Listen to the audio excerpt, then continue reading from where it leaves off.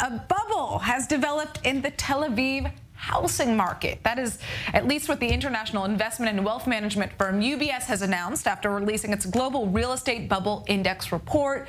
You're going to want to hear this. Here in Israel, locals cannot stop talking about the sky-high housing prices, including myself, especially right here in Tel Aviv, which has been ranked the most expensive city in the world. And we even came across this post today online. If you don't believe me, people are comparing the cost of an old and tiny apartment just outside of Tel Aviv, which is over 1 million shekels, to that of a castle in Europe. Just shows you how absurd prices have gotten here.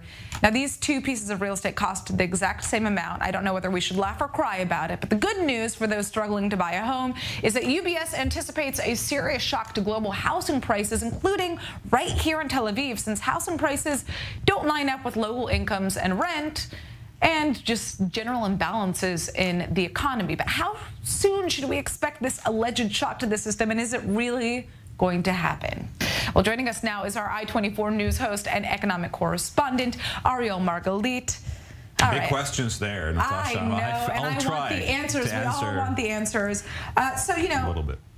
Tel Aviv has supposedly developed a bubble of sorts in its real estate market, but does this also apply to the rest of the country? Break this down for us. No. The short answer is no. But if you're looking at prices generally in Israel, we're looking at statistics that are just mind-blowing. A 19% increase year on year from last year to this year. We're talking about cost of an apartment, as you said, a small apartment in Tel Aviv in a shabby building that actually costs like a house anywhere in a nice city in Europe and or the United States, or in the United States.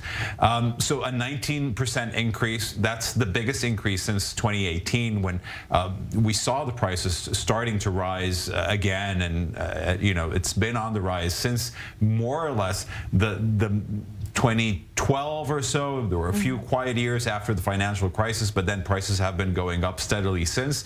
We're talking about prices per square meter that really don't make sense, and you know, there's no wonder that the bank really came up with this prediction that it's a bubble that might burst. The question is really, what is going to make this bubble burst? Is it going to be pressure by the banks on the contractors that are building the apartments to lower the prices, or is it going to be pressure on the demand side, on people buying apartments by their banks as well, and then maybe we're going to see just less acquisitions? Right. We're seeing interest rates obviously going up here. We know that it's going to become harder and harder for people to pay back their mortgages. I think I saw that we're seeing an increase of about 200 shekels per month on yeah, more or less that's about right. On the average person who's taken out a mortgage, which can be really devastating for some people who don't necessarily have that.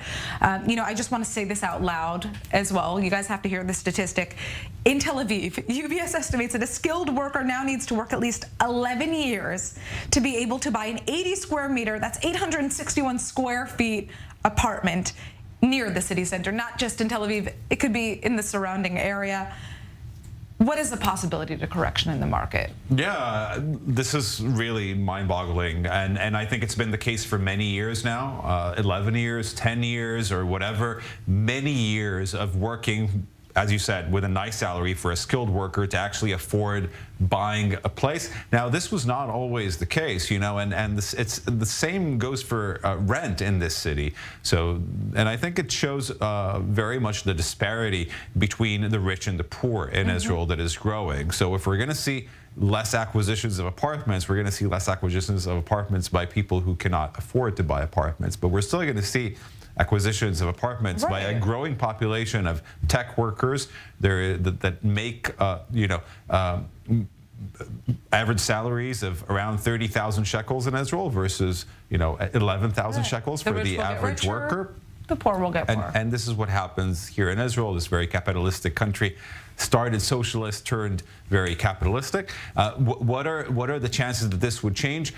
Again, the interest rates are increasing, and they are expected to increase into 2023. I think we'll have to see the effect of this perhaps in the next quarter. And again, it might be the pressure on the contractors by the government to lower the prices and make less profits that could perhaps make a bit of a change. Are we going to actually see a crash in prices? I don't think a big crash. What we might see is maybe prices stabilizing a little bit, and maybe just not a year-on-year increase of almost 20% as the situation lies today. Well, you know, I can tell you this. Stats just came out saying that we know that new home sales in Israel have hit a 3-year low in August. So something's happening. The question is, how big will it be? Thank you for joining us, Ariel. I'm going to go home and cry about this.